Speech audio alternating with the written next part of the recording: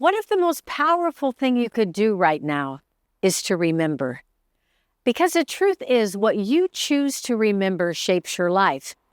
So today we're going to take some time to look back over our summer, a season that will soon be only a memory, and we're going to remember and savor the meaningful moments we experienced.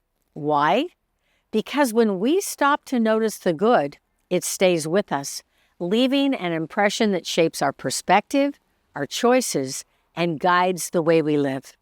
This is the Karen Shaw Podcast. I'm Karen Shaw. Let's get started.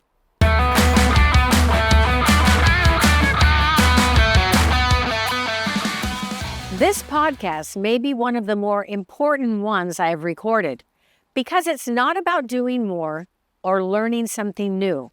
It's about remembering, about holding on to what matters, not just as a nice idea, but as something that shapes how you live. So today I want to ask you to do something gentle but powerful. I want you to pause and look back on your summer, not the whole blur of it, but the moments, the good ones, the meaningful ones.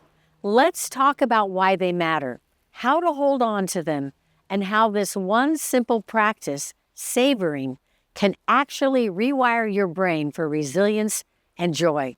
You know, summer has a way of rushing by, doesn't it? And even if it wasn't perfect, buried inside those weeks are probably a few beautiful moments.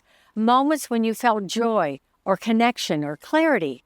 Moments when you did something kind for someone else or when someone surprised you with kindness. Maybe you spent time with someone you love. Maybe you got outside and felt the sun on your face.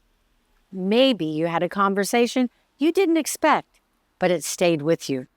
These are the moments that shape who we are, but only if we remember them. Otherwise, they disappear, and what gets remembered gets reinforced. Here's what the research says, and it's fascinating. Psychologists call it savoring. It's the act of deliberately noticing and appreciating a positive experience, and it changes your brain. Studies show that savoring builds greater life satisfaction, lowers stress, and stronger emotional resilience. Savoring is like emotional strength training. You're literally teaching your brain to remember, this is good. This is something I want to remember, something I want to keep alive in my memory. In fact, a 2022 study found that savoring not only boosts happiness in the moment when things are happening, but that the effects linger long after. Participants who took just a few minutes to reflect on a positive experience showed increased well-being even hours later. Other research found that savoring can reduce the impact of negative emotions. It doesn't erase hard things. It builds a buffer. So when the storms come, and they always do, you've got a deeper well to draw from. And I've seen this in my own life. You know, savoring is in many ways a form of appreciation. And through my personal practice of gratitude, I began to notice something.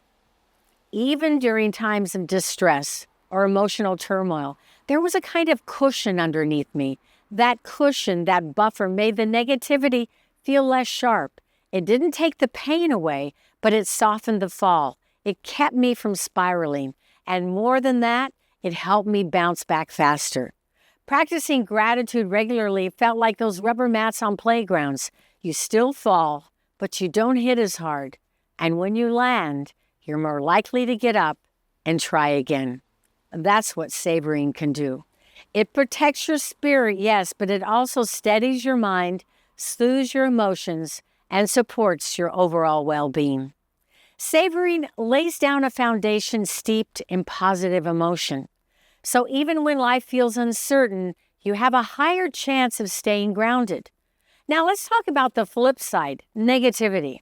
We've all been there. You get a small criticism, you make a little mistake, and suddenly that's all you can think about. One negative thought turns into a spiral. It grows, it takes over. There's a name for that. It's called the negativity effect. And our brains are actually hardwired to notice threats more than blessings, to dwell on what went wrong instead of what went right. But here's the truth. Just like negative thoughts can grow, so can positive ones. If you nurture them, if you pause and notice, if you take a moment to say, this was good, I want to keep this, then the good expands. It strengthens your memory. It builds your self-trust, and it rewires your brain for optimism. Not by pretending everything's fine, but by remembering that good is also real. That's why this episode is landing right now, because we're at a natural turning point. Seasonal transitions are powerful. Summer into fall, winter into spring. Wherever you live, in the northern or southern hemisphere, you're crossing from one season into the next. And these in-between moments are where reflection can really take root. They're like emotional reset points. They invite us to ask, what do I want to carry forward? What can I let go of? What did I learn about myself this season? So today I want to gently encourage you, take some time, even 10 minutes, to go back over the summer, not to critique or evaluate it, but to harvest it. Pick out the moments that made you feel alive, moments of peace, moments of courage, moments of play, moments of patience. Gather those. Let them be part of your story, because they are. When you take time to reflect on the good, you're not just being sentimental, you're building a memory bank, a real psychological resource. And when things get hard, you can draw from it. The time you handled a situation with grace, the smile from a stranger, the night you couldn't stop laughing with a friend. It's all there if you take the time to store it. It's not about pretending life is always easy. It's about noticing when it's good and allowing those moments to stay. That's how you shift your internal balance from fear to trust, from overwhelm to feeling grounded, from survival to presence. So let me give you a few ways to make this real. These are simple, but they work. First, let's look at the highlight reel. Take out a piece of paper or open your notes app. Write down 3 to 5 meaningful moments from this summer. Be specific, not just had fun with family, but something more like sat on the porch with my sister drinking iced tea and talking about nothing in particular and feeling at peace. That kind of memory sticks. I have quite a few highlight reel moments from this summer. We had days packed with family, often with 4 generations under one roof, camping with 4 of my 5 children's families. Plans were made, but we never quite knew how it would all turn out, and yet it did. The conversations flowed. The activities were more fun than what we expected. Laughter filled the air, and there was this deep, unmistakable sense of community, like we were all part of something really good. At the end of the day, everyone felt it, that full, joyful contentment you can't schedule or force. It just shows up when you've experienced something good. That's what I mean when I say these are the moments worth remembering. They might slip by in real time, but they stay with you when you choose to remember and intentionally savor them. Now, the second practice is to share something that happened.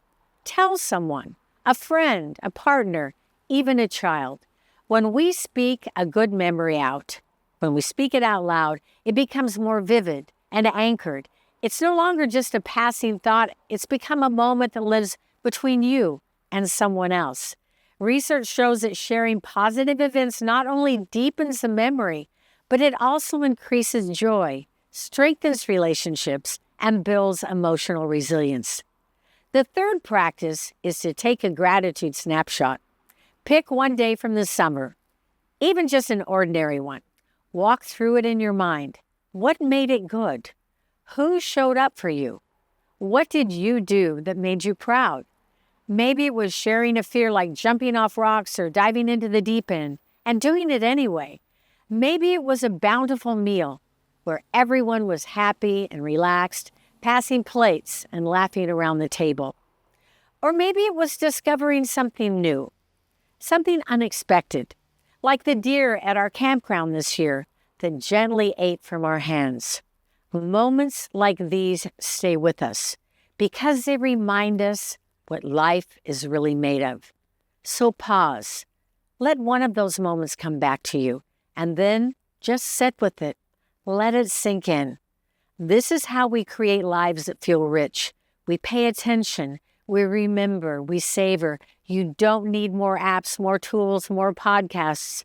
You just need to notice what's already good and hold on to it. When we carry the good forward, it softens the path beneath us, and we have the opportunity to move into the new season with lightness, with clarity, and with joy.